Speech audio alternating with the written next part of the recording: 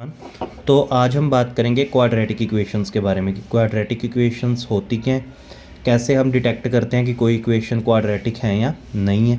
ठीक है, तो उसके लिए हमें दो चीज़ों का पता होना चाहिए कि कोई भी इक्वेशन दो चीज़ों से मिलके बनती है। एक होते हैं कांस्टेंट और एक होते हैं वेरिएबल।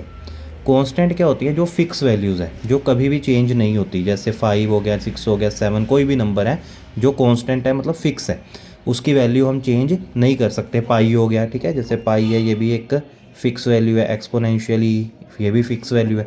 बट जो वेरिएबल है वो हमारे पास क्या होते हैं, जिनकी वैल्यूज़ को हम चेंज कर सकते हैं, जो ये फिक्स नहीं है। वेरिएबल मीन जिनकी वैल्यूज़ जो हैं वेरिएट होती हैं, तो उनको बोलते हैं वेरिएबल्स। जैसे एक्स, वाई, जेड, ये सारे वेरिएबल होते हैं, इनकी वैल्यूज़ को हमें फाइंड करना होता है। अब जैसे मैंने बताया कि जो इक्वेशंस हैं उसमें हमारे पास वेरिएबल भी होते हैं और कांस्टेंट भी होते हैं। और क्वाड्रेटिक इक्वेशन स्पेसिफिकली क्या होता है कि जब हमारे पास जो ये कोई भी वेरिएबल है, इसकी पावर जब हाईएस्ट पावर 2 आ जाए, ठीक है, जैसे मान लो हमारे पास इक्वेशन है x² + 6। अब यहाँ पे जो हाईएस्ट पावर है x की, जो वेरिएबल की हाईएस्ट पावर है वो क्या आ रही है, 2 आ रही है ना। तो इसका मतलब ये एक क्वाड्रेटिक इक्वेशन है। तो अगर इसकी वैल्यू ऐसे आ जाए x + 3 = 0, अब यहाँ पे x की पावर क्या आ रही है, 1 आ रही है, मतलब जो वेरिएबल है उसकी पावर क्या आ रही है, 1 आ रही है। तो इस तरह की इक्वेशन को हम क्या बोलते हैं, लीनियर इक्वेशन। ठीक है, और जो हमारे पास अगर पावर 3 आ जाए, जैसे इस तरह में इक्वेशन देखो, अब इस इक्वेशन में क्या आ रहा है हमारे पास, यहाँ पे x की पावर 1 है, यहाँ पे x की पावर 3 है। तो हमने देखना है कि मैक्सिमम पावर कौन सी है। तो मैक्सिमम पावर यहाँ पे क्या आ रही है, 3 आ रही है। तो इसको बोलते हैं इसकी डिग्री। ठीक है, जो मैक्सिमम पावर है उसको बोलते हैं डिग्री ऑफ द इक्वेशन। तो ये क्या आ रही है, 3 आ रही है। इसका मतलब ये कौन सी इक्वेशन होती है, क्यूबिक इक्वेशन। ठीक है, तो बेसिकली हमारे पास क्वाड्रेटिक इक्वेशन कौन सी होती है, वो वाली इक्वेशन जिसमें जो वेरिएबल है, अब वेरिएबल x भी हो सकता है, y भी हो सकता है, कुछ भी हो सकता है। ठीक है, तो जब उसकी पावर हमारे पास 2 आ जाए, हाईएस्ट पावर जो उसकी 2 आ जाए, तो उसको हम क्या बोलते हैं, क्वाड्रेटिक इक्वेशन। ठीक हो गया। तो क्वाड्रेटिक हमें ये समझ आ गया कि जैसे ये इक्वेशन है x² + 6x + 9 = 0। अब इस इक्वेशन में देखो, यहाँ पे x की पावर 1 है, यहाँ पे x की पावर 2 है, यहाँ पे तो x है ही नहीं, मतलब ये एक कांस्टेंट है 9।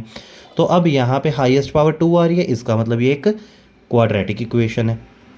ठीक है, जैसे ऐसे आ गया 6x + 9 + x² = 2। तो ये हमें उसने शफल करके दे दिया, बट हमने क्या देखना है कि x की पावर कितनी आ रही है मैक्सिमम।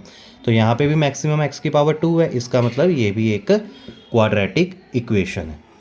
ठीक है, अब क्वेश्चन कैसे आता है कि जैसे उसने बोल दिया कि चेक करो, check x + 2 whole square = 3 + x whole square. तो अब ये उसने पूछा कि बताओ जी ये एक क्वाड्रेटिक इक्वेशन है या नहीं, इस क्वाड्रेटिक और नोट। तो हमने ये पता करना है कि जो ये इक्वेशंस हैं, जो ये इक्वेशन हमें गिवन है एक, ये क्वाड्रेटिक है या नहीं है। तो अब इसको कैसे करेंगे, पहले तो ये देखो ये क्या बन रहा है, a + b का होल स्क्वायर, यानी कि आइडेंटिटी बन रही है। और ये हम सभी को पता है कि ये किसके इक्वल होती है, a² + b² + 2ab। ठीक है, और इसी तरह इधर भी आइडेंटिटी बन रही है, ये भी आ जाएगा a² + b² + 2ab।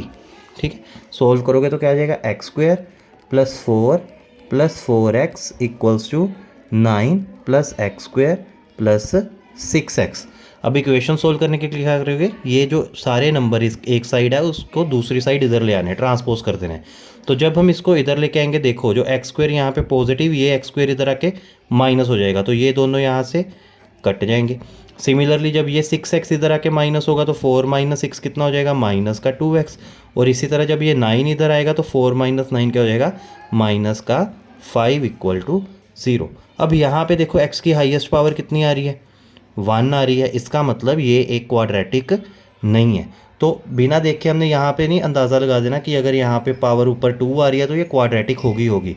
तो हमें पहले इसको चेक करना पड़ेगा। तो जैसे हमने चेक कैसे किया, यहाँ पे मैंने इसकी आइडेंटिटी का यूज़ किया, a + b का होल स्क्वायर।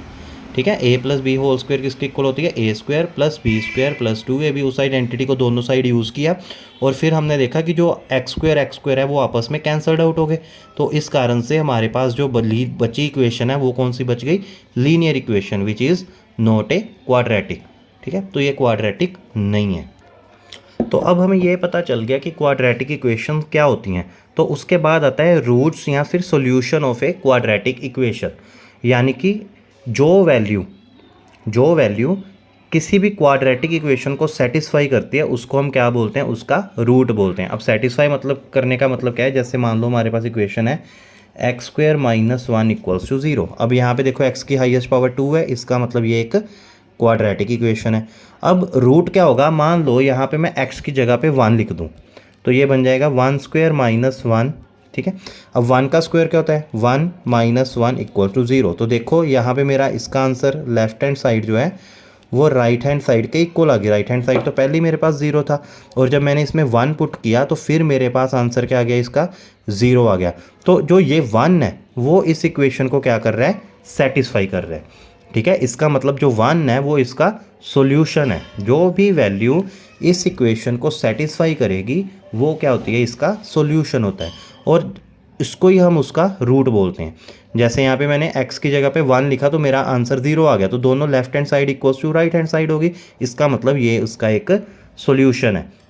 ठीक है, तो कोई भी वैल्यू जो हमारी इक्वेशन को सेटिस्फाई करे उसको क्या बोलते हैं, उसका सॉल्यूशन या फिर उसका रूट। जैसे मान लो हमारे पास एक क्वेश्चन है, वो बोल रहा है कि find the value of p if x equals to 2 is a solution of x square plus 2x plus p equal to 0। ठीक है, उसने क्या बोला, कहता p की वैल्यू को फाइंड करो अगर x equals to 2 एक सॉल्यूशन है इस इक्वेशन का, या रूट कह लो कि रूट है इस इक्वेशन का। तो हमने सिंपली क्या करना है, हमने जो भी x की वैल्यू है वो इस इक्वेशन में पुट कर देनी है, क्योंकि ये वैल्यू इसको सेटिस्फाई करेगी।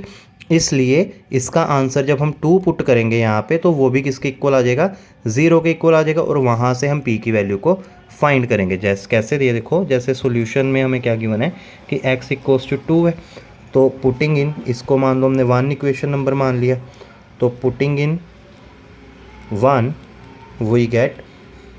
ठीक है, हमें क्या मिलेगा, तो यहाँ पे x की जगह पे मैंने 2 लिख दिया, 2 स्क्वायर प्लस 2 x की जगह पे फिर 2 आ गया प्लस p इक्वल्स टू 0।